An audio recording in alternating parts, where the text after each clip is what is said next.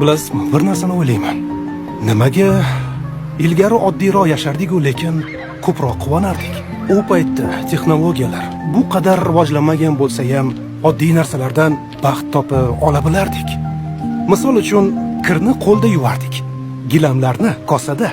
To'g'ri, bel og'rirdi, charchardik, lekin ko'piklar bilan o'ynab xursand bo'lardik. Yana eslasangiz, mahallada faqat bitta uyda telefon bo'lardi. Nimadir zarur gap bo'lsa, o'sha uyga borardik. Bir-birimiznikiga tez-tez borib turardik. Samimiy suhbatlar, bir xona to'la odam, qiziq gaplar, kulgu, tabiiylik, shu oddiylikning o'zida rohat bor edi. Keyin bitta mashinaga 6-7 kishi bola-chaqa bilan chiqib, yopishib, siqilib, qiy-chuv qilib ketardik. O'shanda yo'lning o'zi bayram edi. Bugun esa kirni mashina yuvadi. Telefon hammamizda bor, ammo qo'ng'iroq qilishga vaqt yo'q. Video qo'ng'iroqlar bor, ammo iliqlik yo'q. Endi mashinalar anchagina insonlarda bor, ammo yonimizda hech kim yo'q.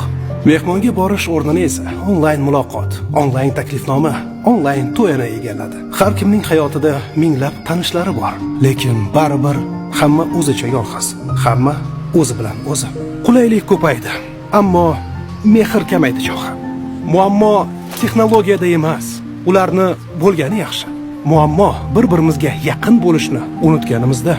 Baxt bir piyola choy ustida suhbat qurishda, ota-onani ko'rgani borishda, farzandlaringizni o'sib borayotganini kuzatishda, yaqinlarimizni holidan xabar olishda, umuman oddiy narsalarda.